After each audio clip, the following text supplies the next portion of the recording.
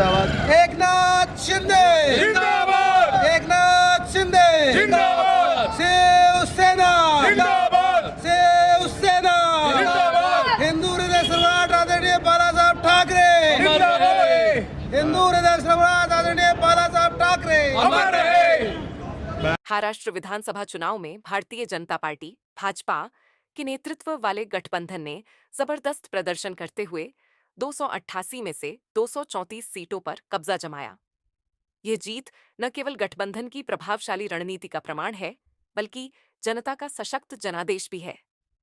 भाजपा, शिवसेना, शिंदे गुट और एनसीपी, अजित पवार गुट के गठबंधन ने राज्य में विपक्ष को करारा झटका देते हुए ऐतिहासिक जीत दर्ज की। इस सफलता ने राजनीतिक पंडितों की सभी भविष्यवाणियों को गलत साबित कर दिया, जो इस बार गठबंधन के प्रदर्शन को लेकर संशय में थे। गठबंधन की इस शानदार जीत के बाद नेता सचिन ने स्पष्ट किया कि मुख्यमंत्री का चयन तीनों पार्टियां मिलकर सामूहिक रूप से करेंगी। उन्होंने इसे गठबंधन की एकता और समान विचारधारा का प्रतीक बताया।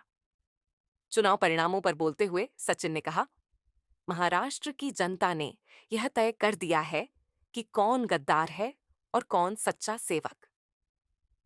उनका यह बयान विपक्षी दलों पर तीखा प्रहार माना जा रहा है, जिन्होंने चुनाव प्रचार के दौरान भाजपा गठबंधन पर आरोप लगाए थे।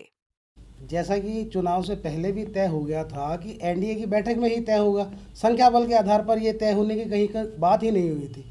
और ये जो सारा तय है, ये विषय है, ये आदरणीय नरेंद्र भाई मोदी, एकनाथ जी शिंदे, ये सब बैठकर एनडीए की विधायक दल की जो बैठक होगी उसमें तय होगा। हमारी आस्था और निष्ठा पूर्ण तरीके से भाजपा के साथ है, विचारधारा भाजपा से प्रभावित है। एकनाथ शिंदे साहब भाजपा के साथ 2.5 साल से काम कर रहे हैं और आगे भी ऐसा ही होगा। नहीं, ऐसा कोई प्रश्न चिन्ह नहीं है। शुरू से अंत तक कहीं भी प्रश्न चिन्ह नहीं है और 2.5 साल के पूरे कार्यकाल में कहीं भी ऐसा नहीं लगा कि एकनाथ जी शिंदे और देवेंद्र फडणवीस के बीच में कहीं भी मनमुटाव है। और आज भी दोनों ने निश्चित रूप से बहुत अच्छा प्रदर्शन महाराष्ट्र में किया है और जीत हासिल हुई है और निश्चित ही 26 तारीख को सरकार बनाने का दावा पेश करेंगे। ये महाराष्ट्र की जनता ने मिलकर तय कर दिया, मोहर लगा दी कि असल गद्दार कौन है।